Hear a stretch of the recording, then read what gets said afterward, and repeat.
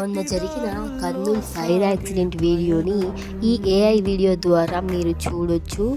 నిజంగా ఆ రోజు జరిగిన సంఘటన అనేది చాలా అంటే చాలా బాధాకరం. కొందరు ఎందుకు చనిపోతున్నారో ఏంటో తెలియకుండా కూడా చనిపోయారు.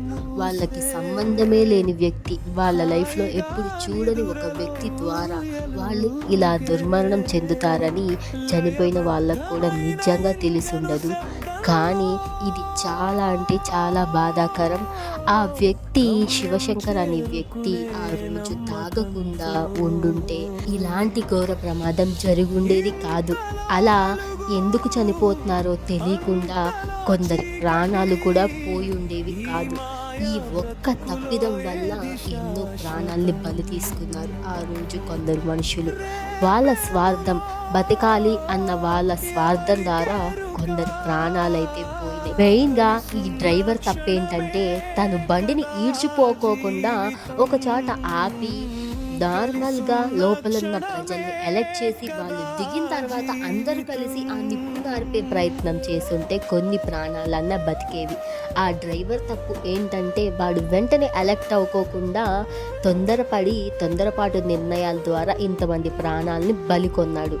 బయటకు వచ్చి అంత పెద్ద నిప్పుని చిన్న వాటర్ బాటిల్తో ఆర్పాలనే ప్రయత్నం చేసి లోపలున్న ప్రజలందరినీ చంపేశాడు వాడు. ఇంకా ఈ శివశంకర్ అయితే తన ఫ్రెండ్కి హెల్ప్ చేయాలని చెప్పేసేసి వచ్చి బండి మీద తాగి ఇద్దరు కలిసి యాక్సిడెంట్ చేసుకుని స్పాట్ డెడ్ అయ్యాడు శివశంకర్. అలా తన ఫ్రెండ్ స్వల్ప గాయాలతో బయటపడగా తను సృహలోకి వచ్చేలోపే ఈ బండిని ఈ వి కావేరి బస్ అనేది ఈడ్చకపోయింది.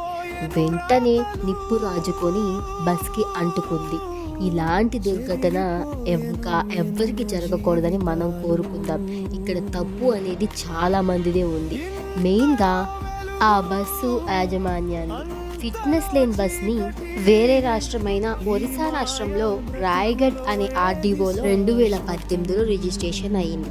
ఈ బస్ ఫిట్నెస్ వచ్చేసరికి 2027 మార్చ్ 31 వరకు కూడా ఉంది. దీనికి ఫిట్నెస్ వచ్చేసరికి అంటే బస్ కండిషన్లో ఉన్నట్టే కదా. ఇన్సూరెన్స్ కూడా కట్టారు. పైగా ఈ బస్కి ఆల్ ఇండియా టూరిస్ట్ అనే పర్మిట్ కూడా ఉంది. అంటే ఆన్ పేపర్ ఈ bus 100% legal, but on the road దీని కథ వేరే ఉంది. ఈ బస్కు మామూలు చరిత్ర లేవు, అది కూడా చూద్దాం పట్టండి. ఇన్సూరెన్స్, ఫిట్నెస్, ఆల్ ఇండియా పర్మిట్తో పేపర్ పైన అన్ని పర్ఫెక్ట్గా ఉన్నాయి. ఈ బస్కి 16 పెండింగ్ చలానాలు ఉన్నాయి. వాటన్నిటి బిల్లులు కలిపి కౌంట్ చేస్తే దగ్గర 23,000 చిల్లరనే ఉంది కట్టవలసింది. చలాన్స్ అంటే ఏదో రోడ్ సైడ్ పార్కింగ్ కోసమో వేసినవి కాదు. ఇందులో చాలా ప్రాణాంతకరమైన చలాన్స్ కూడా పడ్డాయి ఈ బస్కి. ఇందులో ముఖ్యమైనవి అతి వేగంగా వెళ్తుండగా ఒకసారి, ప్రాణాంతకరమైన డ్రైవింగ్ చేస్తూ ఒకసారి, రాంగ్ రూట్ లో డ్రైవింగ్ చేస్తూ ఒకసారి. అసలు ఇందులో షాకింగ్ న్యూస్ ఏంటంటే ఆ బస్ డ్రైవ్ చేసే డ్రైవర్ కి లైసెన్స్ కూడా లేదు. లైసెన్స్ లేకుండా బస్సు నడుపుతున్నాడని చెప్పి ఒక్కసారి చలానా కూడా పడింది.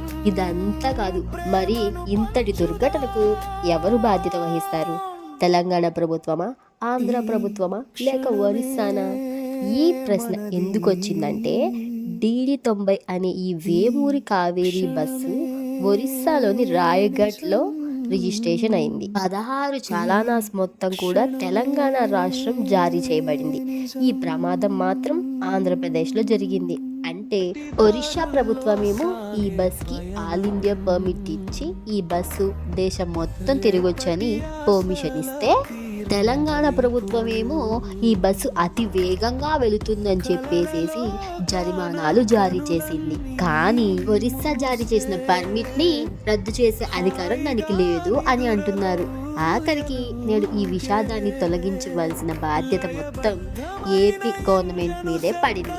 అంటే పర్మిట్ ఇచ్చేది ఒక రాష్ట్రం, పెనాల్టీలు కట్టవలసింది ఇంకో రాష్ట్రం, ట్రాజడీ డీటెయిల్స్, ఎవిడెన్స్ ఇంకో రాష్ట్రంలో ఉన్నాయి. ఇది చాలా కాంప్లికేటెడ్ కేసు.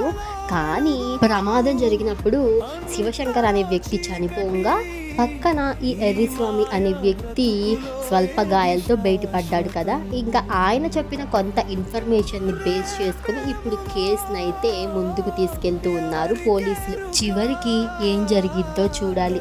ఈ కేసు కూడా ఒక 2-3 వారాలు హడావిడి చేసి తర్వాత పోలీసులు లైట్ తీసుకుంటారేమో అని అనిపిస్తుంది. చూద్దాం ఏం జరిగిద్దో. మనం ఏం చేసినా ఎంత చేసినా కూడా పోయిన ప్రాణాలైతే తిరిగి రావు కదా. ఇలా కొద్ది రోజులు డిస్కస్ చేసుకొని మనం కూడా మర్చిపోతామేమో. నిజానికి ఇలాంటి ఇన్సిడెంట్లు మళ్ళీ జరగకూడదనే కోరుకుందాము. చనిపోయిన వాళ్ళకి సరైన న్యాయం జరగాలి. ఇంకా ప్రభుత్వం వాళ్ళకి డబ్బు ఇస్తుందట, కానీ ఎంత డబ్బు ఇచ్చినా కూడా వాళ్ళ ప్రాణాలు అయితే తిరిగి రావు కదా. జరిగిన సంఘటనకి సరైన న్యాయం అయితే జరగాలి. ఎందుకు చనిపోతున్నారు ఏంటో తెలియకోకుండా చనిపోయిన ఆ పసి ప్రాణాలకి న్యాయం జరగాలి. ఏంటో ఏమో తెలియకుండా అమాయకపు పరిస్థితుల్లో ఆ పొగలో చిక్కుకుపోయి ఊపిరాడక స్పృహ కోల్పోయి చనిపోయిన ప్రాణాలకు కూడా న్యాయం జరగాలి. ఇది చాలా అంటే చాలా దుర్ఘటన. వాళ్ళు చనిపోయే ముందు ఎంత ఆవేదన, ఎంత అమాయకపు పరిస్థితుల్లో చనిపోయారో మన ఊహాగానానికి అందదు. చాలా అంటే చాలా బాధాకరం అసలు ఈ విషయం అయితే. నిజంగా వాళ్ళకి న్యాయం జరగాలని గట్టిగా కోరుకుందాం మనమైతే. ఇలాంటి ఘోర సంఘటనలు మళ్ళీ జరగకూడదు. మన ప్రభుత్వాలు గట్టి చర్యలు తీసుకోవాలి. తప్పు ఎక్కడ జరిగినా కూడా న్యాయం అనేది కరెక్ట్గా ఉండేలాగా చూడాలి. ప్రభుత్వం అనేది కూడా మంచే జరగాలి అంతా అని మనం కోరుకుందాము. వాళ్ళ ఆత్మలకి శాంతి కలగాలి.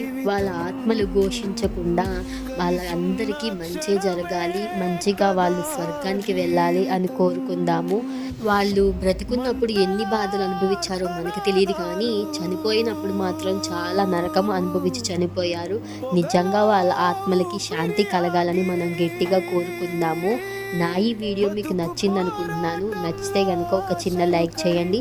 మీ ఫీడ్బ్యాక్ని నాకు కామెంట్ రూపంలో తెలియచేయండి. ఇంకా మరిన్ని మంచి వీడియోస్తో మీ ముందుకు వస్తాను. Subscribe for more videos. Stay tune. నేను మీ రమ్య. ఇష్క్ యు ఆల్ ఫ్రెండ్స్. చెరగని గాయం పలికే పలకే చివరిది కావచ్చు. చూసే చూపే తుది వీడ్కోలు కావచ్చు. బ్రతికున్నంత కాలం ప్రేమను పంచుదా. ఈ క్షణమే మనది.